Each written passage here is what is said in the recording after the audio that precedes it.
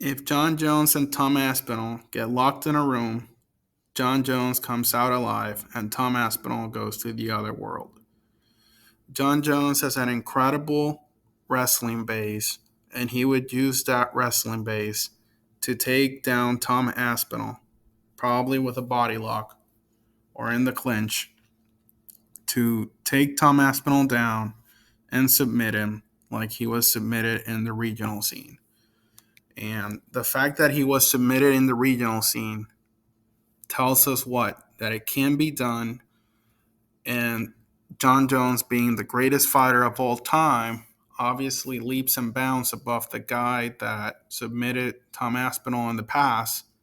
He would be able to do it if somebody else would be able to do it, was able to do it. Um, the fact that Tom tapped out in the regional scene, which is actually something that a lot of people don't know about, is something that tells a lot about his grit. And it tells you that he's willing to quit in there. And a very similar situation happened when his knee gave out against Curtis Blades. When he was in pain, what was his reaction? It wasn't, I have to continue fighting, I have to continue fighting to win this fight, to survive. It was to give up. It was to, put your hands up in your face, but in a way, like covering yourself in a way, basically begging for the fight to be stopped. And this was before he was making the millions of dollars that Jon Jones has made. And I think that's the difference here. It's grit, it's heart. It's something that Tom Aspinall, in only those two occasions that he's had to show it, hasn't shown it. He's a great hammer, but what happens when you're the nail? And the reality is, we have seen this time and time again in Jon Jones' career, but not just in Jon Jones' career, but also throughout MMA history. How many times have we seen a big, powerful juggernaut get defeated by a more experienced, more well-rounded fighter? Let me give you some examples of that. Stipe Miocic versus Francis Ngannou 1. You had the big monster, 270 more or less of muscle, against a smaller guy, but with more experience, right? And with the wrestling background and the cardio and the heart. And what happened? Stipe came out on top. Darren the Gorilla Till, he towered over Tyron Woodley, was a lot bigger. The height discrepancy was bigger than Stipe and Ngannou. Darren didn't land a single significant strike in that fight. Tyron was more well-rounded. He had a wrestling base, and he actually had more power as well, and he went out there and handled his business against an undefeated guy. Tom's not even undefeated. Francis was undefeated on the UFC. Another example, Paulo Costa. Big muscle guy that supposedly has a lot of power against the skinny Adesanya. And Adesanya goes out there and picks him apart with skill. With skill, It hasn't been the first time Jon fights an undefeated prospect or an incredibly, someone that's up and coming like this, or that this is the guy that's going to dethrone him. And Jon has proven time and time again that he's been able to deal with this and handle his business. And Tom's not even undefeated.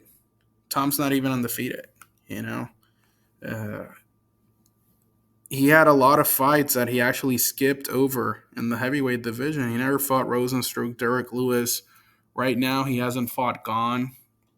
So, to go up against the GOAT, the best of all time, someone who's a black belt in jiu-jitsu, someone who's an NCAA champion wrestler, but who beat an Olympic wrestler in wrestling in DC. and someone that has just this amount of championship experience, cardio, it's something that Tom hasn't done before. And good for him. He hasn't had to do it.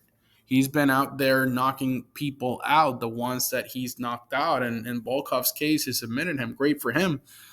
But like Chael said, it's not necessarily a benefit to him.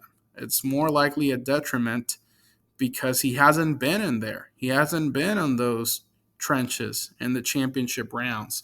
Jon Jones has had to do that so many times against Alexander Gustafsson, where he had to win the championship rounds, against Thiago Santos, 5-round fight. DC was a 5-round fight. Oven St. Cruz was a 5-round fight. Glover was a 5-round fight. So, I think that's incredibly valuable. That's something that Jon and Stipe both have. It's something Tom doesn't. And it's something that I definitely believe that is needed. And it's going to be a detriment to Tom to not have had. And again, it hasn't been his fault, but we cannot just assume that Tom Aspinall would walk through Jon Jones, because I actually think that stylistically it's a bad matchup for Tom. Jon has him under wrestling. I don't think Tom's submitting Jon. I just don't see it happening. So Tom's chances of beating, he's not going to out cardio Jon over 5 rounds. So it's actually a fight where stylistically it's a bad matchup for Tom. He has to knock Jon Jones out to beat him. Jon can submit him like he's been submitted before. Jon can actually win a decision. Jon could win with ground and pound. It's Jon's currently lifting 500 pounds? He'd be able to toss Tom Aspinall down. He'd be able to do that. So those are my thoughts if this fight ever happens. And one last thing that I wanted to mention with this is, since when is an interim champion the undisputed champion? Since when? Was Justin Gaethje the undisputed champion, even though he didn't beat Khabib? No. Was Dustin Poirier the undisputed champion? No. He was the interim champion.